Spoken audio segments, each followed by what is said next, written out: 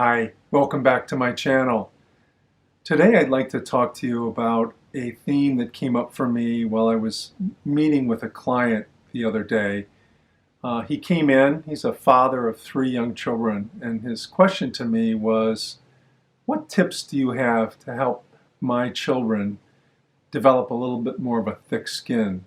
They're coming home from school and struggling with things that their friends have said to them or things that have happened at school, and he's wondering how we can help them with their sensitivities around negative things that happen at school. And when he came to me with that, 4 things just popped out right away for me. And as I shared them with him, I thought, this is something I'd like to share to a larger audience, because I feel like these 4 coping skills would be useful for any sensitive human being on this planet dealing with inevitable slights, criticisms, struggles, anxieties, negativity that we face in the day-to-day. The first of the 4 is what I call removing yourself from the victim mentality.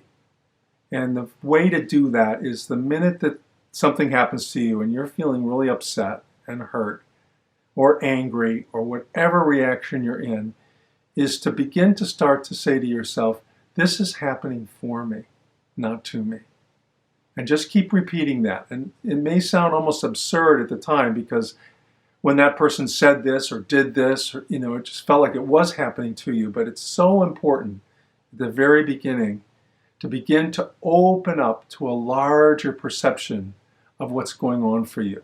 And if we stay in that, it's happening to me, it's going to keep us locked in and will make it much harder for us to move through whatever's going on in some way that I may not know in the moment, that I can't formulate in my brain yet.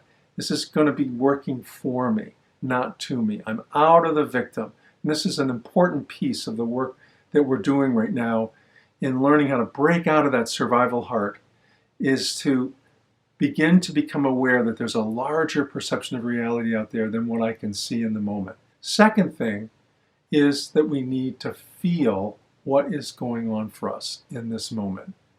And that sounds simple, but you and I know that it's not. It's very hard, because the minute we get hurt, the first thing we do is we go up into our mind and we start analyzing and obsessing and blocking out and feeling vengeful or feeling self-hatred, all the different thoughts in our brain. And we don't really do it consciously, but all those thoughts are designed to protect us from some feelings that are underneath that.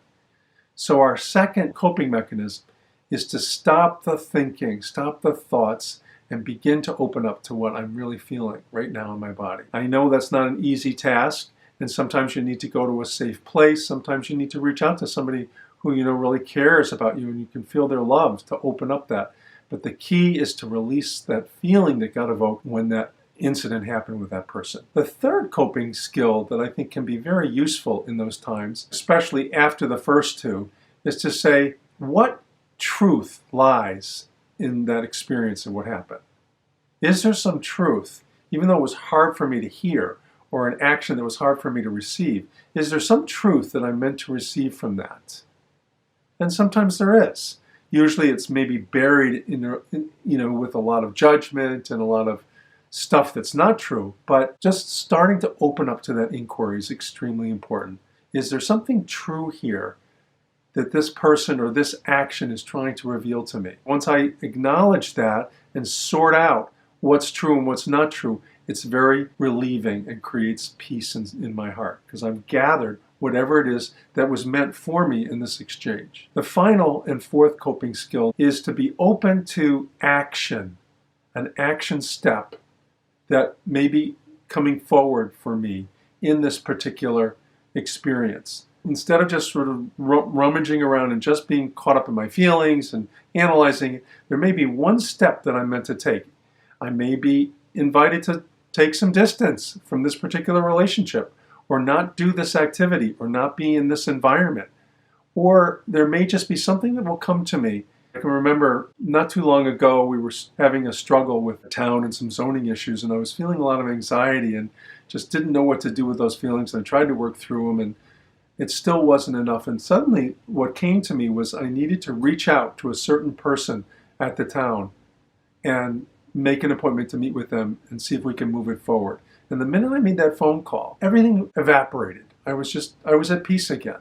It was just that one simple action step that showed up for me. So again, these are the 4 things I'd love to see you try to live out in your day-to-day whenever you're seeing some negativity. Number 1, moving yourself out of victim consciousness. This is happening for me, not to me. Number 2, feel rather than think it through. Let those feelings come through and release those feelings. Number 3, truth. Is there truth here that I need to absorb and take in and integrate? And number 4, what action step am I meant to take in the midst of this painful and difficult situation? So I hope these 4 coping skills are helpful to you. If you found this video helpful, make sure to like it and subscribe to my channel. Thank you so much for watching.